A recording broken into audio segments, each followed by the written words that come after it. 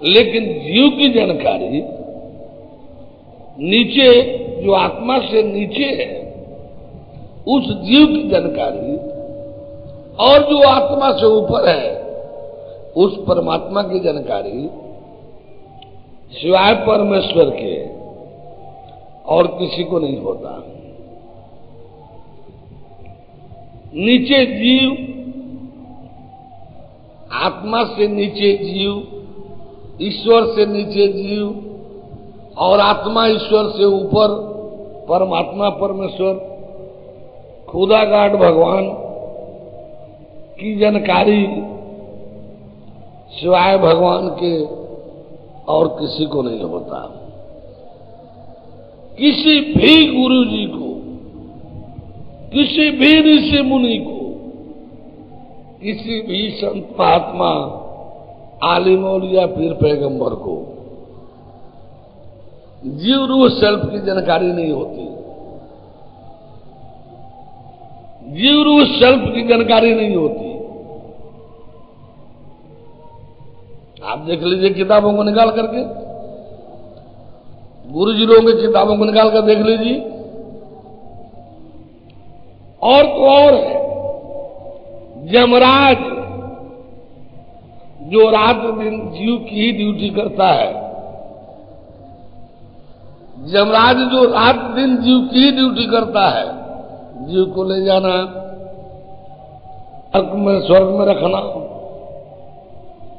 फिर अगले योनि के लिए धर्मराज को सुपुर्द करना, ये काम जो है यमराज बराबर करते रहता है। लेकिन ये पूछा जाए कि जीव क्या है, तो यमराज भी इस विषय में पूर्णतया अनभिज्ञ है, पूर्णतया अनभिज्ञ है। आप यमराज के उपदेश को देखिए कठोपनिषद में, आप यमराज के उपदेश को देखिए कठोपनिषद में। आप किसी भी गुरु जी का किताब ग्रंथ लेकर देखिए, जीव क्या होता है, कैसा होता है, कहाँ रहता है, कहाँ से आता है, कहीं जीव का नाम आ भी गया होगा भूल भुला करके। तो जीव का जो वर्णन है, कहीं जीव का नाम आ भी गया होगा भूल भुला करके। तो जीव का जो वर्णन है सेपरेट, कि जीव भी कोई चीज है और ऐसा है वैसा है, यह नहीं मिलेगा। आप किसी गुरु जी की किताब को देखिए, यहां तो बहुत शाखाएं हैं, बहुत गुरुजनों के बहुत शाखाएं हैं, वहां उनकी किताबें मिलेंगी। आप देखिए, ये जीव अपने आप में, जीव का दर्शन जो है, ये भी अपने आप में एक आश्चर्यमयता लिए हुए होता है। जैसे परमेश्वर का दर्शन आश्चर्यमय होता है, वैसे जीव का दर्शन भी आश्चर्यमय होगा। आत्मा ईश्वर ब्रह्म का दर्शन आश्चर्यमय नहीं लगेगा। देखेंगे और शांति मिलेगी, आनंद मिलेगा, सहज ही स्वीकार हो जाएगा। लेकिन जीव का दर्शन और परमात्मा का दर्शन, ये इतना आसानी से पकड़ में नहीं आता। कितनी विचित्रता है, कितनी विचित्रता है, कितनी आश्चर्यमयता है, जरा गौर कीजिएगा। एक भी व्यक्ति, एक भी प्राणी व्यक्ति, चाहे वो 15 दिन 1 माह का बच्चा ही क्यों न हो, चाहे 1 माह 15 दिन का शिशु ही क्यों न हो, ऐसा कोई नहीं है जो जीव ना देखा हो। ऐसा कोई नहीं है जो जीव ना देखा हो। 15 दिन का यदि शिशु भी है ना, 1 महीना 15 दिन का यदि शिशु भी है ना, वो भी जीव देखा है। ऐसा कोई है ही नहीं, खास करके मनुष्य वर्ग में, जो जीव ना देखा हो। ऐसा कोई है ही नहीं जो जीव ना देखा हो। लेकिन क्या है कि सब मृतलोक, क्या देवलोक तक में ऐसा कोई नहीं मिलेगा जो कह दे कि मैंने जीव देखा है। मृतलोक क्या, देवलोक तक में कोई ऐसा नहीं है जो कह दे कि मैंने जीव देखा है। कोई नहीं कर सकता। धरती का कोई गुरु, महात्मा, संत ये नहीं कर सकता कि मैंने जीव देखा है। नहीं बतला सकता कि जीव ऐसा होता है, इस प्रकार का होता है। देखे सब है, ऐसा कोई नहीं है जो जीव न देखा हो। ऐसा कोई भी नहीं है जो जीव न देखा हो। लेकिन ऐसा कोई भी नहीं है जो कह दे कि मैंने जीव देखा है। और कि छोड़िए, ब्रह्मा, इंद्र, यमराज, शंकर जी तक नहीं कह सकते कि मैंने जीव देखा है, जो संहारक हैं सृष्टि के। जीव को निकालना, जीव को निकाल करके रखना, रखवाना नर्क स्वर्ग में, इसके अधिष्ठाता मालिक शंकर जी। उस बंधु से बोल दीजिए, किताब ले लीजिएगा, लिखने से कुछ छूटेगा कुछ उठेगा, इसको समझिए और किताब ले लीजिएगा, उसमें मिल जाएगा। एक वास्तविक सत्य को किताब उनको दे दीजिएगा।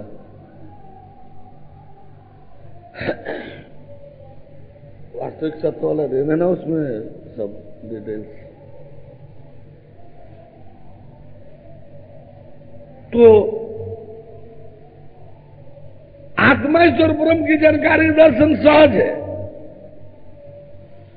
आत्मा ईश्वर ब्रह्म की जानकारी दर्शन सहज है। क्यों? वो क्रिया के अंतर्गत है।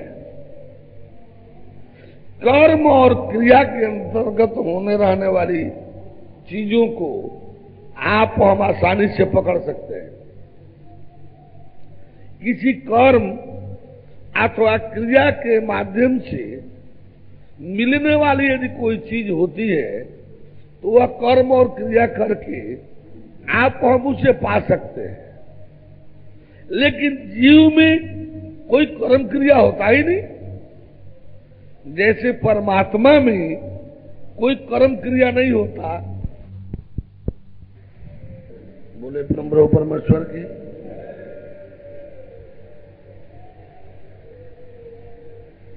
जिस प्रकार से परमात्मा परमेश्वर में बैठे रहेंगे, ऐसे जैसे बैठे,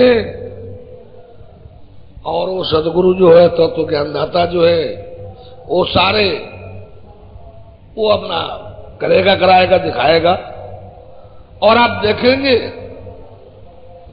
और बोलेंगे, देखेंगे और बोलेंगे, दिखाई दे रहा है, नहीं दे रहा है, गलत लग रहा है, सही लग रहा है।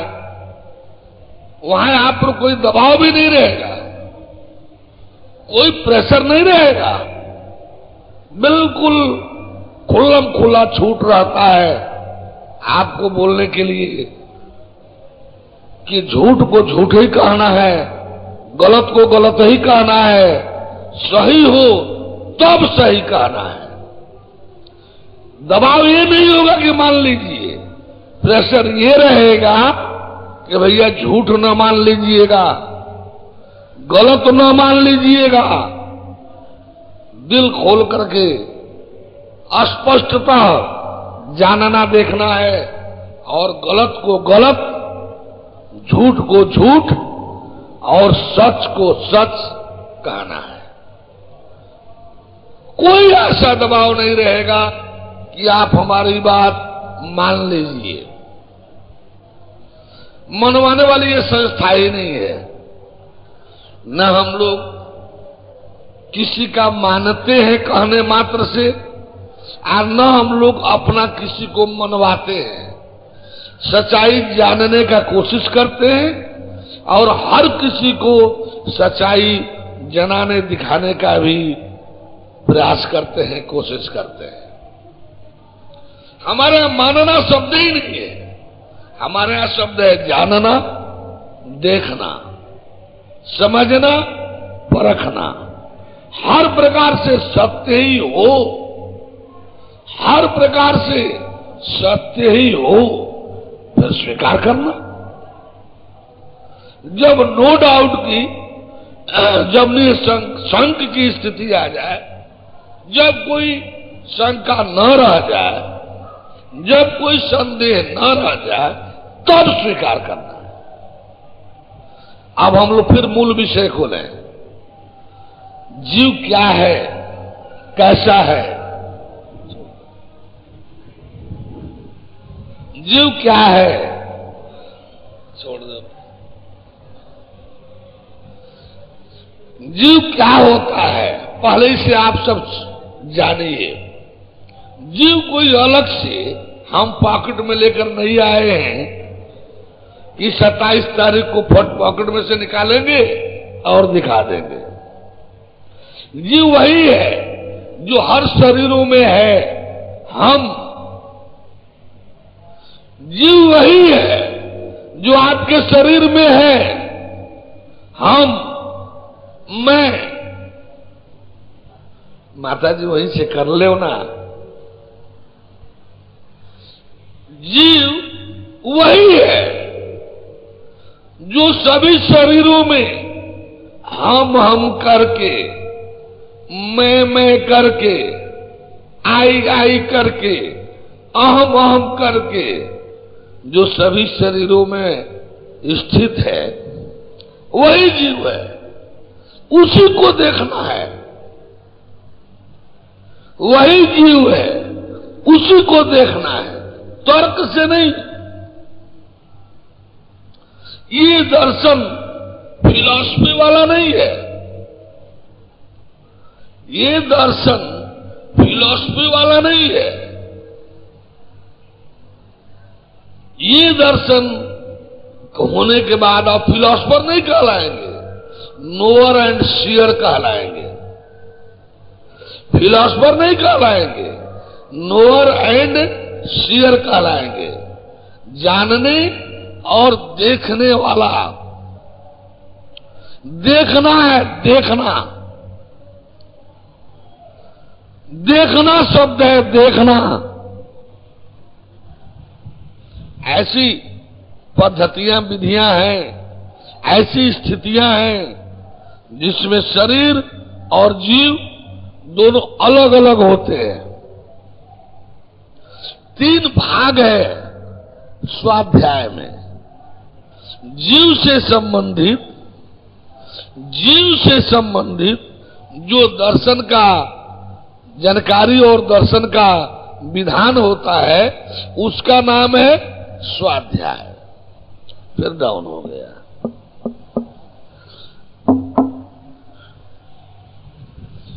शरीर से संबंधित, संसार से संबंधित जानकारियां हैं, उसका नाम है शिक्षा, एजुकेशन। जिसमें संसार और शरीर की जानकारी होती है, उसका नाम है शिक्षा, एजुकेशन। जिसमें जीव और जीव जगत की जानकारी होती है, उसका नाम है स्वाध्याय, सेल्फ रियलाइजेशन। जिसमें आत्मा ईश्वर ब्रह्म नूर सोल स्पिरिट की जानकारी होती है, उसका नाम है अध्यात्म, स्पिरिचुअलाइजेशन, और जिसमें परमात्मा परमेश्वर परम ब्रह्म की जानकारी दर्शन होता है, उसका नाम है तत्व ज्ञान। तत्व ज्ञान, सत्य ज्ञान, परम ज्ञान, पूर्ण ज्ञान, true supreme and perfect knowledge. Knowledge तो चार श्रेणियां हैं, शरीर, जीव, आत्मा और परमात्मा। तो चार जानकारी की पद्धतियां भी हैं, शिक्षा, स्वाध्याय, अध्यात्म, योग, साधना। और अध्यात्म का ही नाम है योग, अध्यात्म का ही नाम है साधना, योग का ही नाम है अध्यात्म। तो तीसरा है योग, साधना अथवा अध्यात्म, और चौथा है ज्ञान, तत्व ज्ञान। भ्रम फैलता है, बहुत लोग आत्मा वाले आत्मज्ञान को ही तत्व ज्ञान मान बैठते हैं। ऐसा नहीं है। आत्मज्ञान, ब्रह्म ज्ञान और तत्व ज्ञान एक ही नहीं है। ब्रह्म ज्ञान और आत्मज्ञान एक है, लेकिन तत्व ज्ञान और आत्मज्ञान ये अलग अलग है। आत्मज्ञान आत्मा से संबंधित जानकारी है, दर्शन है। तो तत्व ज्ञान परमात्मा से संबंधित जानकारी और दर्शन है। ये दोनों एक ही नहीं है। आत्मज्ञान और तत्व ज्ञान एक ही नहीं है, अलग अलग है। आत्मज्ञान आत्मा से संबंधित है, तो तत्व ज्ञान परमात्मा से संबंधित। नाम स्वाध्याय है। स्वाध्याय में 3 चरण है। स्वाध्याय 3 भागों में है। पहला श्रवण, पहला श्रवण यानी सुनना है। जो जीव का जानकार है, जो जीव का दृष्टा है, उससे सुनना है। कैसा होता है जीव, क्या होता है जीव, कहां से आता है जीव, कहां रहता है जीव, किस लिए आता है जीव, ये सारी जानकारियां जो उसका जानकार ज्ञाता होता है, जो दृष्टा होता है, उससे सुनना है। अब आप स्वयं में जीव तो है ही है। जब जीव से संबंधित कोई जानकारी सुनेंगे, जब जीव से संबंधित कोई जानकारी सुनेंगे, तो आपको आभास होने लगेगा कि ये सही है कि गलत है। आपको आभास होने लगेगा कि ये सही है कि गलत है। हमको कहना नहीं पड़ेगा कि आप इसको सही कहिए। इतना भर के लिए आपको आभास होने लगेगा कि ये सही है कि गलत है। इसके बावजूद भी दूसरा चरण है मनन चिंतन। दूसरा चरण है मनन चिंतन। किस बात का मनन चिंतन? जो हम सुन रहे हैं, जो हम सुन रहे हैं, ये सही है कि नहीं, सही लग रहा है कि नहीं। दूसरा चरण जो है मनन चिंतन का है। यानी जो हम सुन रहे हैं, जीव से संबंधित जो जानकारी हमको मिल रही है, जो हम सुन रहे हैं, उसका मनन चिंतन। यानी खूब मंथन कीजिए, खूब मनन चिंतन कीजिए कि ये सही है कि नहीं। खूब मनन चिंतन कीजिए, मंथन कीजिए कि ये सही है कि नहीं। जब लगने लगे कि हाँ हाँ ये सही है, जब लगने लगे कि हाँ ये सही है, तब तीसरा चरण आएगा स्पष्टीकरण के लिए, क्लेरिफिकेशन के लिए, कि जो हमको आभास हो रहा है कि ये सही है, तो वास्तव में सही है कि नहीं। सद्गुरु आके मिल जा मुझे, हम अनाथों का कोई सहारा नहीं।